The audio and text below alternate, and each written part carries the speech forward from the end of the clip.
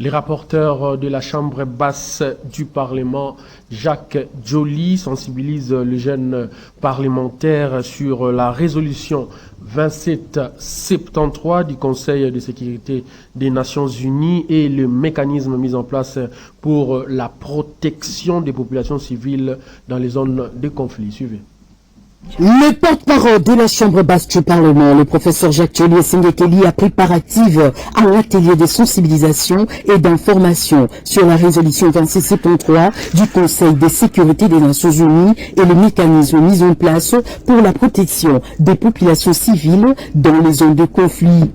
C'était le samedi 10 mai 2025 dans la salle de conférence de la MONUSCO à Kinshasa. Le professeur Jacques Joly Sengekeli, l'un des panélistes, a entretenu l'assistance de l'impact de la résolution 2673 sur la protection de la population civile dans le cadre des conflits qui déchirent l'Est de la RDC. Le premier mécanisme, c'est d'abord assurer notre défense. Et je crois que cette résolution souligne la responsabilité première de la République démocratique du Congo à assurer la défense de son territoire et de sa population. Et sur ce point-là, le Parlement doit mettre à la disposition du gouvernement les moyens pour nous doter d'un outil de défense capable de prendre en charge notre sécurité.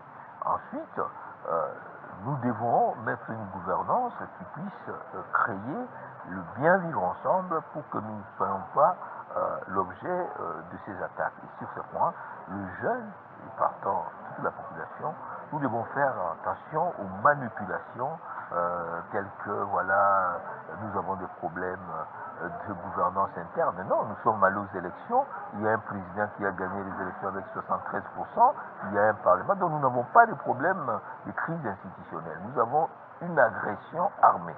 Ensuite, il y a la nécessité de la protection civile, mais il faut surtout souligner la responsabilité de ceux qui nous attaquent pour des raisons purement géoéconomiques. À la question de savoir qui sont à la base de cette grave crise de l'Est de la RDC, le professeur Jacques Joly Sengekeli s'appuie sur la résolution 2673, ne pas aller par quatre chemins pour soutenir que cette guerre d'agression est menée essentiellement par le Rwanda et ses supplétifs du 1-23. Il faut savoir que cette résolution est la toile de fond de toutes les discussions qui ont eu lieu à Luanda, à Nairobi ou ailleurs.